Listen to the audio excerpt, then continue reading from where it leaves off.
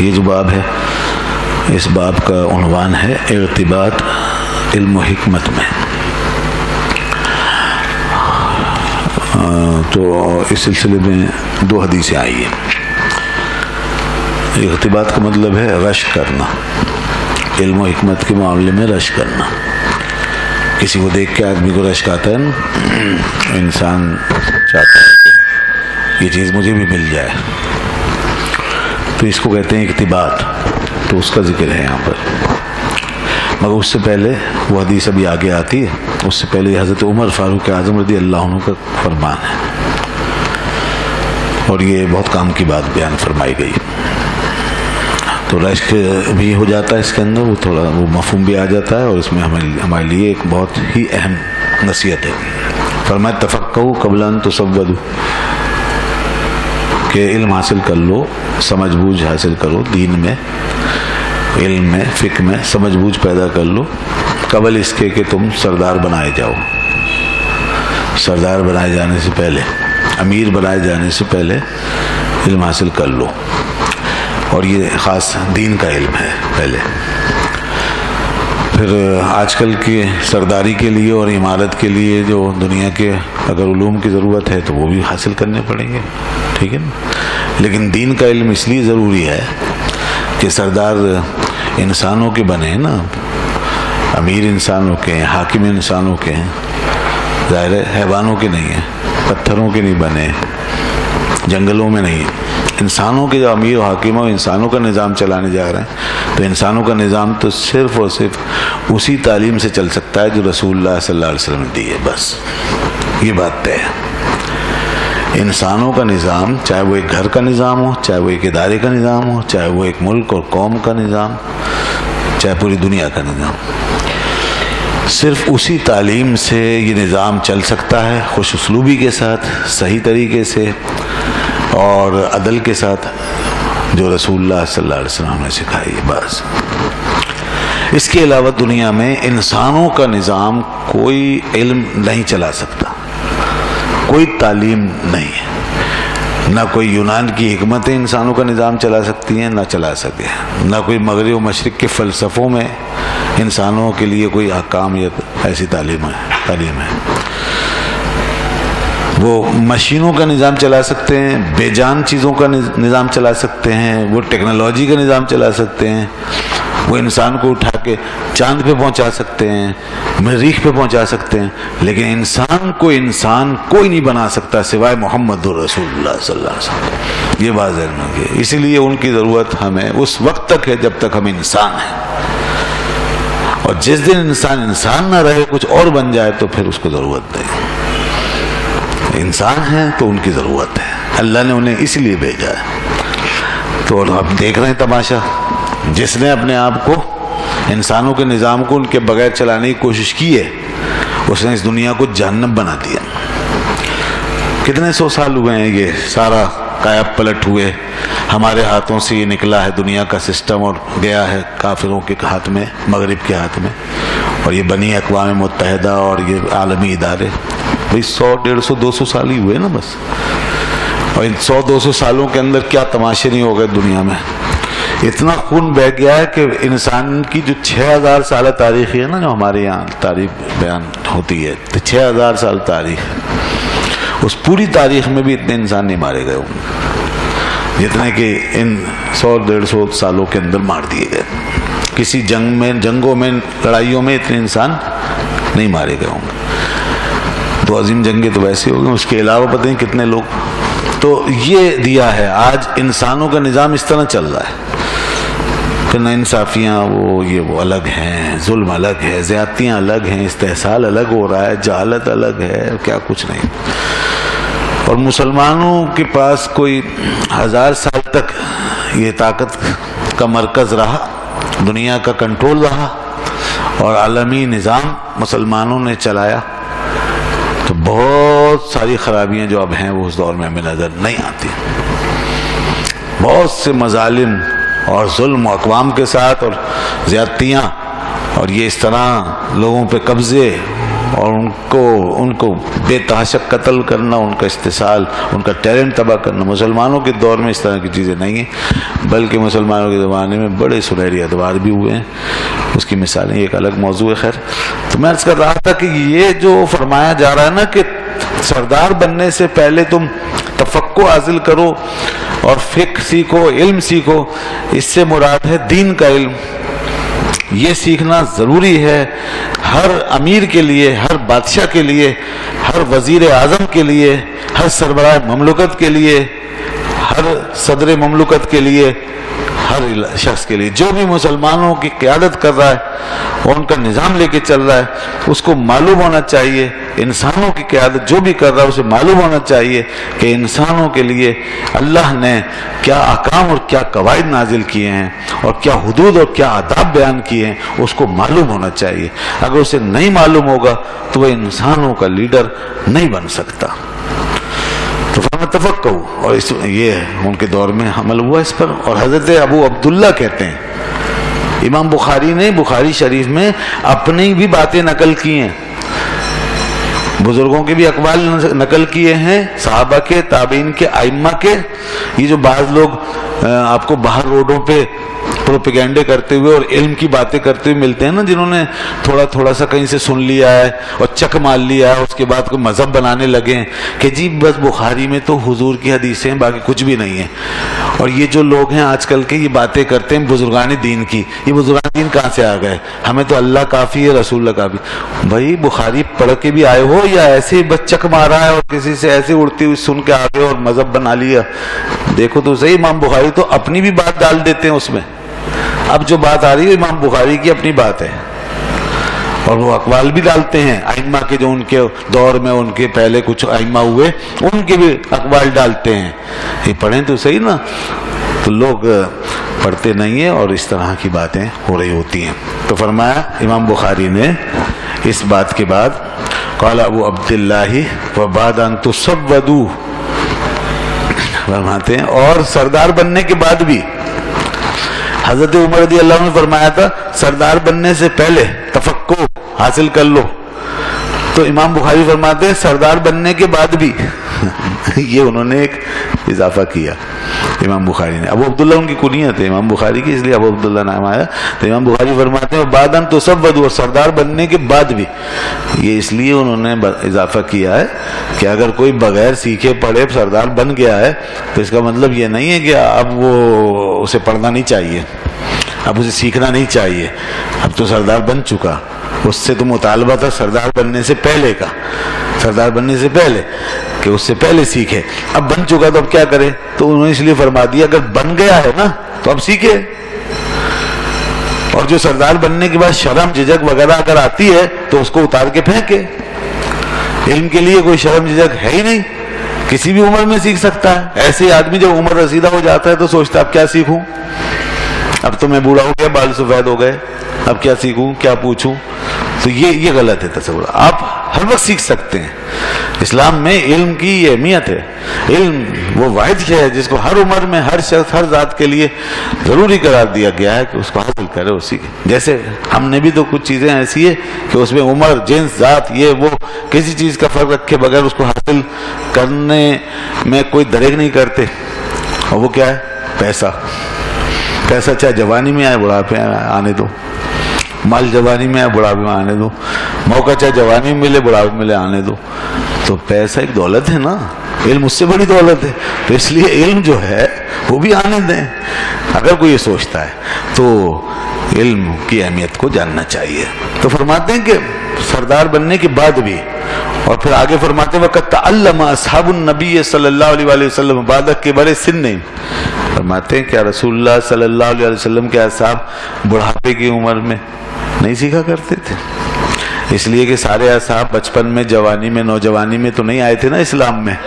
اسلام میں تو ہر عمر کے لوگ آ رہے تھے.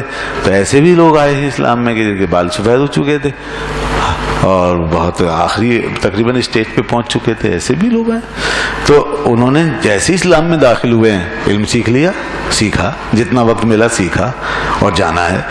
تو یہ دلیل ہے اس بات کی کہ کہ صحابہ کرام نے ہر عمر میں علم سیکھا. اور رسول اللہ صلی اللہ علیہ وسلم فرمایا اطلب العلم من المہد الی اللحد, کہ پنگوڑے سے یعنی جھولے سے لے کر مہد تک یعنی قبر تک علم سیکھتے رہو.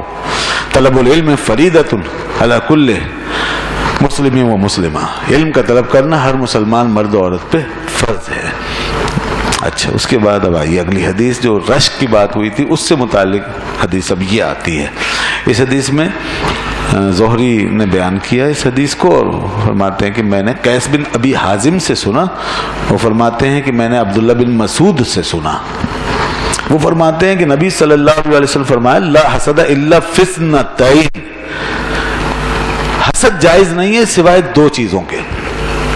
حسد کی جاتی ہے سوائے دو باتوں کی. دو باتیں ایسی اس میں حسد کر سکتے ہیں. حسد سے مراد یہاں رشک ہے.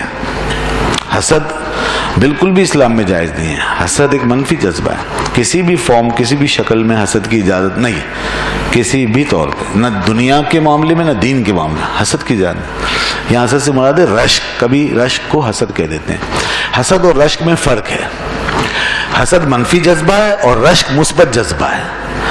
حسد کے اندر مٹانا ہے, ختم کرنا ہے, اور رشک کے اندر بنانا ہے, سنوارنا ہے. حسد کے اندر آدمی پیچھے جاتا ہے, رشک کے اندر آگے جاتا ہے.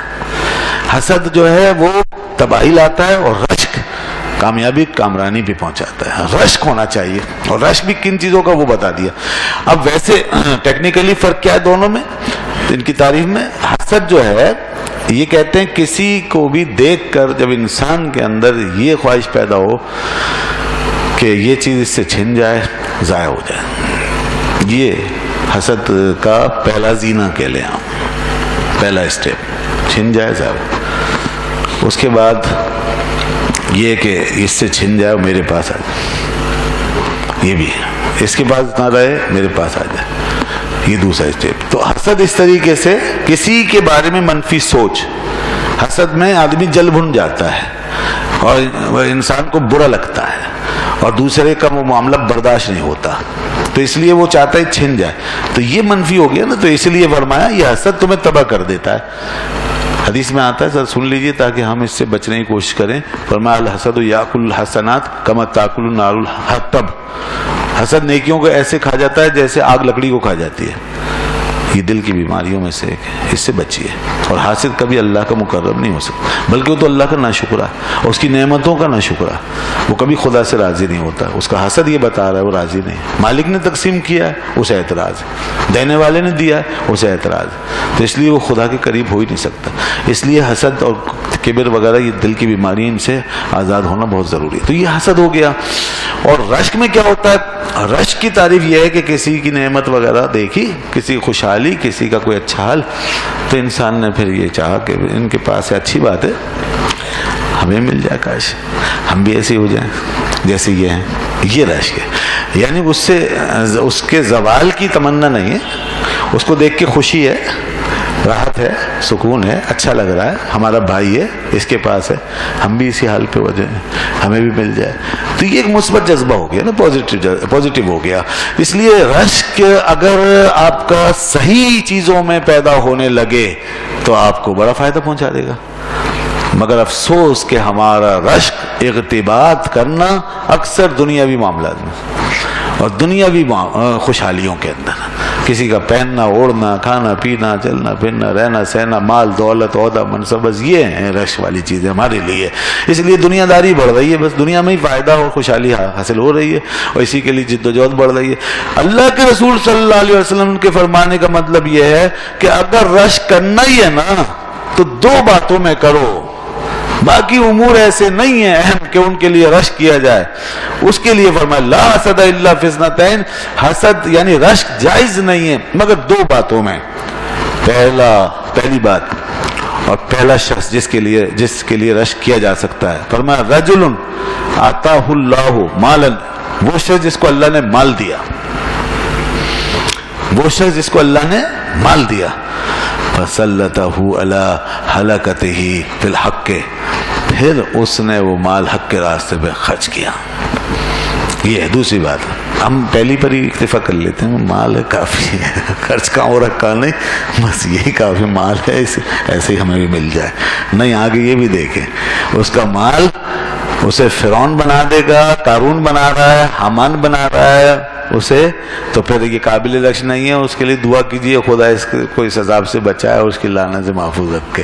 ہاں، اگر اس کا مال اسے حضرت عثمان غنی بنا رہا ہے، اس کا مال اگر اسے فیاض و سخی بنا رہا ہے، اس کا مال اسے سخی داتا بنا رہا ہے، غریبوں کا کام آنے والا بنا رہا ہے، حق کے راستے خرچ کرنے والا بنا رہا ہے، تو وہ قابل رشک ہے. رشک کہ یا اللہ ایسا مال ہمیں بھی دے تاکہ ہم بھی غریبوں کے کام آئیں، لوگوں پہ خرچ کریں، حق کے راستے میں خرچ کریں، تیرے دین کی خدمت کریں. فرمائے اس سے رشک کرو. اور دوسرا وَرَجُلٌ آتَاهُ اللَّهُ الْحِكْمَةَ، دوسرا کون؟ دوسرا وہ شخص جس کو اللہ نے حکمت یعنی علم عطا فرمایا، علم اور دانائی عطا فرمائی. فَهُوَ يَقْضِي بِهَا، اور پھر وہ اس کے مطابق فیصلہ کرے، یعنی اسے خرچ کرے، اسے لوگوں تک پہنچائے. وَيُعَلِّمُ، اس کی تعلیم دے، تو وہ اپنی حکمت کو وہ استعمال کرے، برتے اور لوگوں میں اس کے ساتھ چلے اور پھر لوگوں کو سکھاتا جائے. ایسا شخص جو علم و حکمت کی روشنی میں چل رہا ہے اور اس کے مطابق زندگی گزار رہا ہے، قابل رشک ہے، قابل رشک ہے. اس کو دیکھ کے رشک کرو کہ یا اللہ یہ کتنا خوش نصیب، کاش ہم بھی ایسے ہوں. اب بتائیے ذرا کہ یہ جو رشک کے دو چیزیں ہیں، دو موضوع بتائے ہیں، دو راستے دکھائے ہیں، اس سے اگر یہ نقطہ نظر بن جائے ہمارا، یہ زاویہ نگاہ ہو اور اس طرح ہم سوچنے لگیں اور یہ ہماری پرائیورٹی یا ترجیح بن جائے، تو معاشرے میں کیسی اصلاح برآمد ہونا شروع ہو جائے، کتنے ہم پازیٹیو ہو جائیں، کتنی تبدیلیاں آ جائیں ہمارے اندر. یہ دو باتیں ایسی ہیں. مال کا اس انداز سے رشک کہ وہ خرچ کرنے کا ہمارے اندر جذبہ ہو تو پھر کتنے مسائل حل ہو جائیں اگر اس طرح مال حق کے راستے میں خرچ ہونے لگے. اور پھر علم و حکمت، سبحان اللہ، علم و حکمت پہ جس دن اس قوم نے رشک کرنا شروع کر دیا اور پڑھے لکھے لوگوں کو دیکھ کے للچانا شروع کر دیا، دیکھیے آپ کتنے افلاطون پیدا ہو جائیں گے اور کیسے کیسے دانشور پیدا ہوں گے، کیسے کیسے علماء، کیسے کیسے محققین، کیسے کیسے اساتذہ، کیسے کیسے دانشور، کیسے کیسے جناب scientist, doctors, engineers, professors, scholars, یہ ہوں گے آپ کی گلیوں میں، آپ کے علاقوں میں، آپ کی بستیوں میں.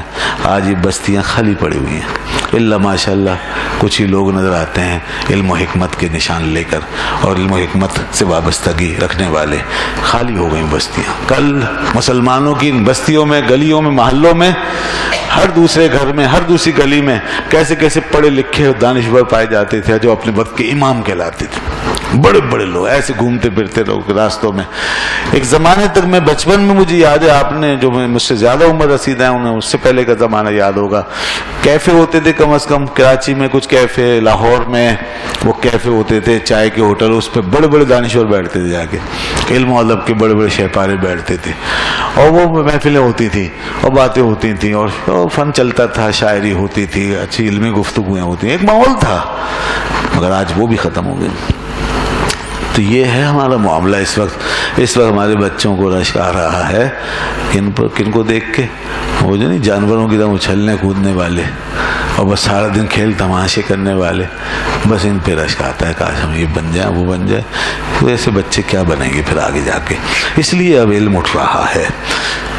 تو ہم تو اس کام میں لگ گئے، مگر مغرب پھر بھی اپنی دنیاوی حد تک اپنے اندر علم اور فن کو فروغ دینے میں لگا ہوا ہے اور ان کے اب بھی اساتذہ پیدا ہو رہے ہیں، اسکالر پیدا ہو رہے ہیں، فلاسفر پیدا ہو رہے ہیں، دانشور بن رہے ہیں اور لوگ نکل رہے ہیں، ٹیلنٹ نکل رہا ہے، بڑھ رہا ہے. وہاں یہ سب کچھ ہے ابھی بھی، اور ان کے یہاں اب بھی محلے بستیوں میں کئی لوگ ایسے پڑھے لکھے نظر آ رہے ہیں. ان کے یہاں ایک کہات نہیں، انہوں نے اس کہات کو اپنے یہاں دور کر رکھا ہے اور اپنے اندر ایسے لوگ ٹیلنٹڈ پیدا کر رہے ہیں اور ایسا نظام لے کے چل رہے ہیں. لیکن افسوس کہ ہمارے یہاں سے یہ سب کچھ ختم ہو گیا ہے. تو یہ حدیث ہمیں اس حوالے سے تیار کرتی ہے. اس کے بعد آئیے ایک بڑی زبردست بات، بڑا دلچسپ قصہ، تو اب میں اس کا بیان نہیں کروں گا پورا کیونکہ بات لمبی ہو جائے گی، مگر آپ جانتے ہیں سب مشہور بات ہے موسیٰ اور خضر علیہ السلام کا واقعہ، اور اس میں بھی علم کی بات آ رہی ہے، اس لیے اس پہلو سے یہاں پہ امام بخاری نے اس کا حوالہ دیا. یہ باب ما ذکر فی ذہاب موسیٰ فی البحر الی الخضر. موسیٰ علیہ السلام گئے ہیں کہاں؟ سمندری راستوں میں، سمندروں کے بیچ راستوں میں خضر علیہ السلام کے پاس، آپ کو معلوم ہے کیوں گئے تھے اتنا لمبا سفر؟ تو وہ ساتھ لے کے توشہ سفر ساتھ لے کر ایک خادم کو، حضرت یوشع کو لے کر ایک لمبا سفر کیا، اور جس کے لیے کہا تھا انہوں نے لقد لقینا من سفرنا ھذا نصبا، اس سفر سے ہمیں بڑی مشقت پہنچی ہے۔ اتنی مشقت والا سفر کیوں کیا اللہ کے نبی نے؟ اور بھی اللہ کے نبی نے کیا۔ اللہ کا نبی، اس میں کوئی کمی تھوڑی ہوتی ہے کوئی، لیکن علم ایک ایسی چیز ہے، حکمت ایک ایسی چیز ہے کہ اس میں کوئی آخری حد نہیں ہے۔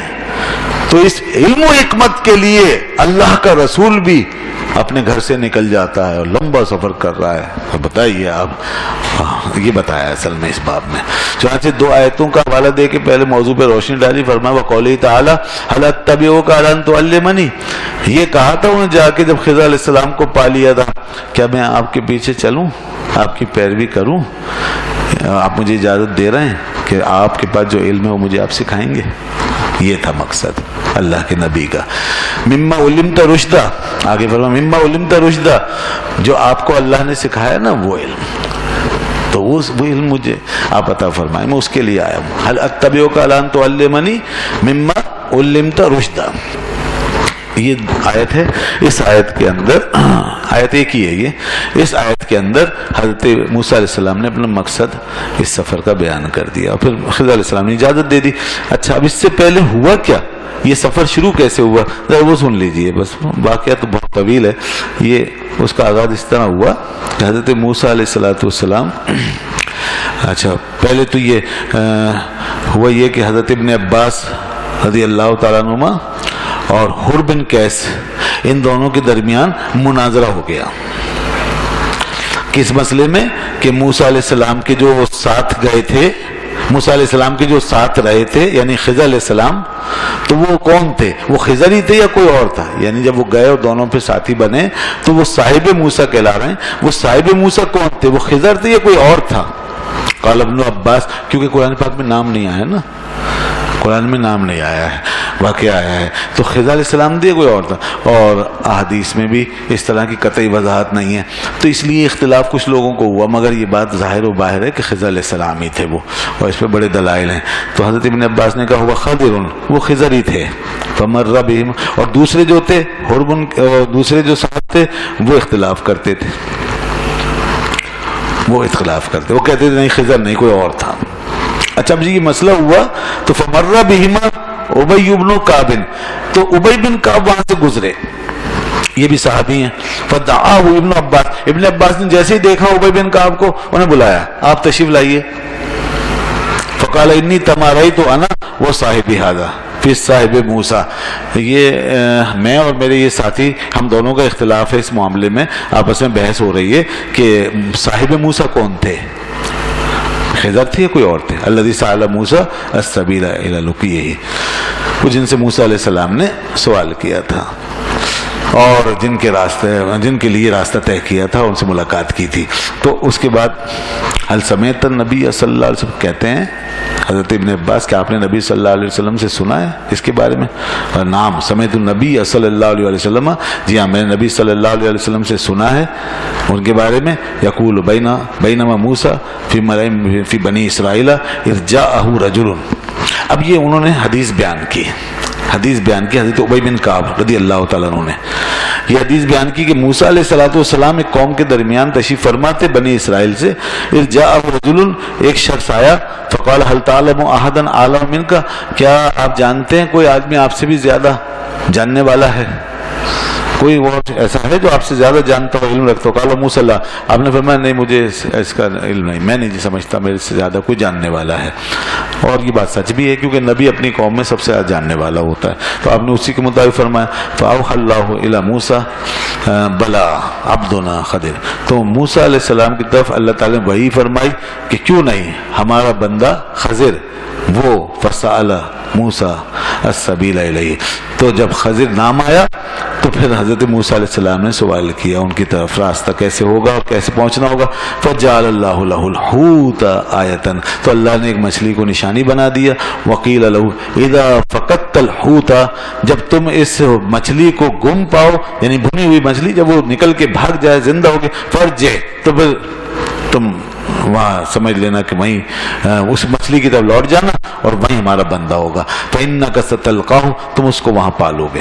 وکان یتبع اثر الحوت فی البحر، بس وہ مچھلی کے نشان کے پیچھے پیچھے چلتے گئے سمندر کے اندر. فقال لموسیٰ فتح ہو، اس وقت موسیٰ علیہ السلام نے اپنے ساتھی سے خادم سے فرمایا تھا، وہ آیت آئی تو ہاں ان کے ساتھی نے خادم نے موسیٰ علیہ السلام سے کہا اس موقع پر، یعنی یوشع بن نون نے، ان کا یہ بیان اللہ تعالیٰ نے قرآن پاک میں فرمایا کہ ہم جب وہ اس چٹان کے پاس بیٹھے تھے نا تو وہاں پہ میں بھول گیا اور یہ شیطان نے مجھے بھلا دیا تھا کہ آپ کو بتا سکوں.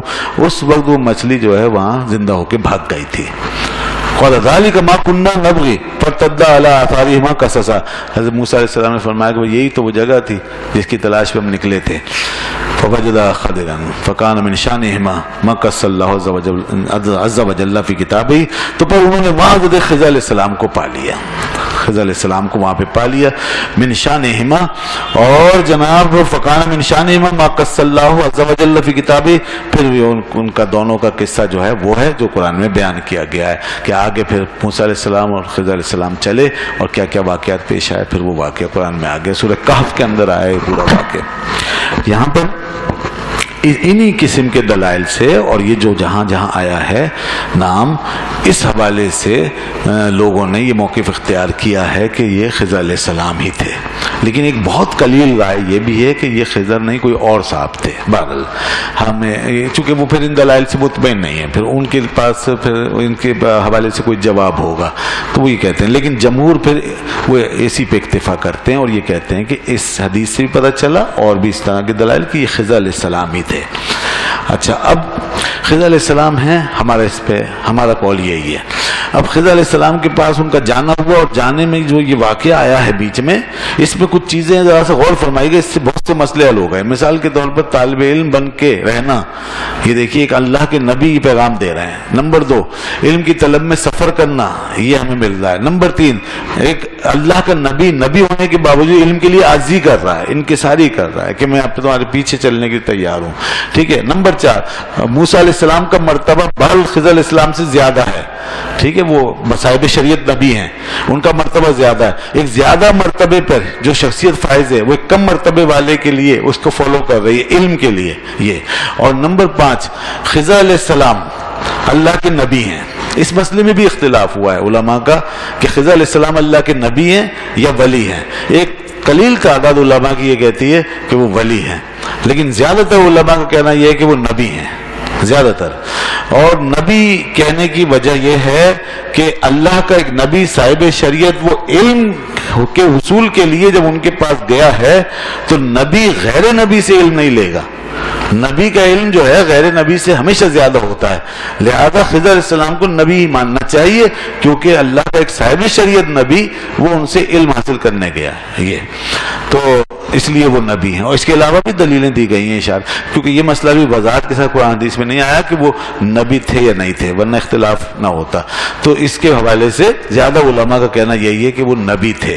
ٹھیک ہے. اور اس سے وہ مسئلہ بھی حل ہو گیا کہ اب بعض لوگوں نے کیا کیا، جنہوں نے ان کو نبی نہیں مانا اور ولی مانا تو انہوں نے یہاں سے ایک مفسدہ نکال لیا، یعنی ایک فساد کی جڑ نکال لی اپنے لیے.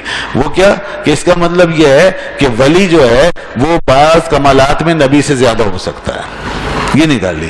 اور ولی کا علم زیادہ ہو سکتا ہے اور ولی کی بات شان نبی سے زیادہ ہو سکتی ہے، یہ نکال لیا. اب یہ ایک بڑی خطرناک بات ہے، یہ بات کفر تک جاتی ہے کیونکہ غیر نبی کو نبی پہ افضل ماننا یا اس کے علم کو نبی سے افضل جاننا، نبی سے زیادہ، یا اس کے درجے کو کسی بھی لحاظ سے، یہ ہو نہیں سکتا. نبی درجات میں غیر نبی سے ہمیشہ افضل، علم میں، عمل میں، تقوی میں، بلندی میں، بزرگی میں ہمیشہ غیر نبی سے افضل ہوگا. نبی کی یہ شان ہے. تو یہ لوگوں نے نکال لیا اور کچھ اس طرح کی گمراہ کن باتیں کی. تو یہ سارے دروازے بند ہو جاتے ہیں اگر ہم خضر علیہ السلام کو نبی مان لیتے ہیں. دوسرا یہ کہ زیادہ سے زیادہ یہ ایک سوال پیدا ہوگا کہ موسیٰ علیہ السلام افضل تھے اور خضر علیہ السلام اگرچہ نبی تھے مگر ان سے زیادہ افضل نہیں تھے، تو پھر موسیٰ علیہ السلام استفادہ کر رہے ہیں علم کا ان سے، یہ ایک سوال۔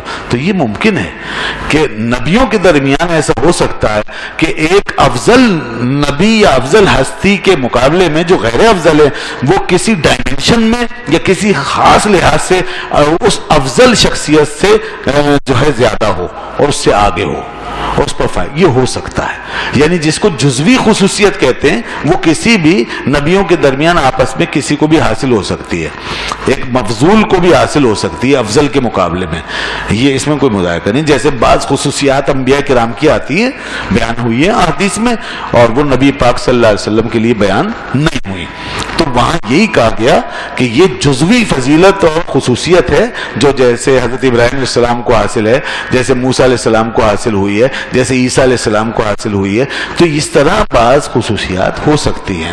اسی طرح یہ ایک جزوی فضیلت ہے جو خضر علیہ السلام کو حاصل ہوئی ہے موسیٰ علیہ السلام پر، اور وہ یہ ہے کہ علم کی وہ ڈائمنشن جو ایک خاص دنیا سے تعلق رکھتی ہے، عالم باطن سے، وہ موسیٰ علیہ السلام کے پاس نہیں تھی، تو وہ خضر علیہ السلام کے حصے میں آئی تھی، لہذا اسی ڈائمنشن کو، علم کی اسی دنیا کو حاصل کرنے کے لیے آپ ان کے پاس جاتے ہیں اور ان سے جا کے وہ بات پوچھتے ہیں، اور پھر دیکھا آپ نے کہ وہ کس طریقے سے وہ اس دنیا کا بتاتے ہیں کہ وہ سارا پھر باطن کا معاملہ چلا جاتا ہے، تکوینی حقائق کا معاملہ بن جاتا ہے وہ، تو اس طرح ہو سکتا ہے۔ یہ سب باتیں اس واقعہ کے اندر ہمیں پتہ چل رہی ہیں۔